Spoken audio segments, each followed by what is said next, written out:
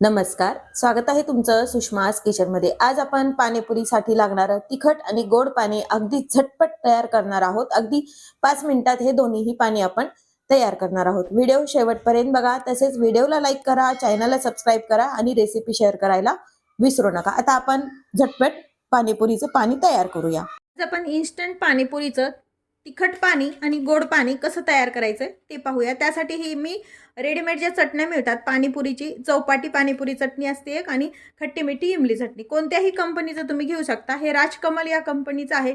यामध्ये रुचिरा वगैरे पण मिळतात। कोणतीही कंपनी असेल पण टेस्ट मात्र सेमच येते। यापासून तुम्ही अगदी झटपट पाणीपुरी बनवू शकता, किंवा ही चटणी तुम्ही भेळला वगैरे पण वापरू शकता। सुरुवातीला आपण तिखट पाणीपुरीचं पाणी बनवूया। त्यासाठी मी हे पाकिट कट करून घेत आहे। जेवढं तुम्हाला हवंय तेवढं तुम्ही यामध्ये पाणी टाकायचं। याच्यामध्ये प्रमाण वगैरे सगळं दिलेलं आहे, किती हवंय, काय, किती जणांसाठी होती, पूर्ण माहिती बॅक साईडला दिलेली आहे। आता हे तिखट पाणीपुरीचं जे चटणी आहे ती 2 चमचे मी यामध्ये बाउलमध्ये काढून घेतेय। जसं तिखट हवं तसं तुम्ही हे चटणी वापरू शकता। बाकीची चटणी आपण ही जी आहे असंच याला पिन लावून फ्रीजमध्ये ठेवू शकता। आता यामध्ये 2 ते 3 चमचे याच आपण पाणी टाकून घ्यायचे। तर थंड वापरायचे पूर्णपणे आणि मिक्स करून घ्यायचं।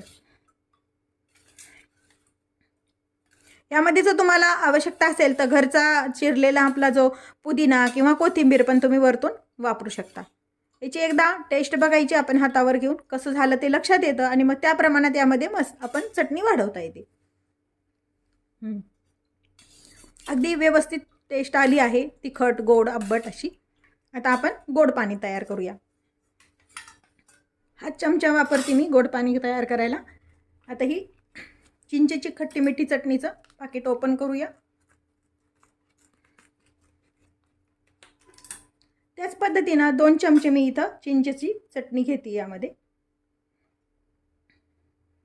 कोणत्याही चाटसाठी अशा तयार चटण्या वापरायला झटपट चाट तयार होतो वापरून। त्याचप्रमाणे यामध्ये आपण पाणी टाकून घ्यायचे, व्यवस्थित मिक्स करून घ्यायचे।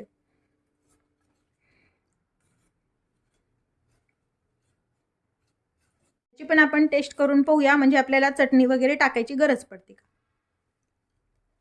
अजिबात नाही, अगदी छान प्रमाण झालंय। हे आपले दोन्हीही तिखट आणि गोड पाणी तयार आहे। यामध्ये तुम्ही आयत्या वेळेस गोड तिखट पाण्यामध्ये खारी बुंदी, किंवा मग ते करते वेळेस अगदी तुम्ही पाणीपुरी जेव्हा खाताल तेव्हा यामध्ये आपण बुंदी टाकून घ्यायची।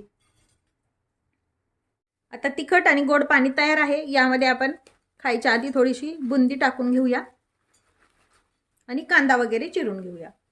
पाणीपुरीसाठी लागणारं तिखट पाणी आणि गोड पाणी आपलं तयार आहे। अगदी झटपट हे पाणी तयार होतं आणि रेडीमेड पुऱ्या आणून तुम्ही पटकन पाणीपुरी खाऊ शकता।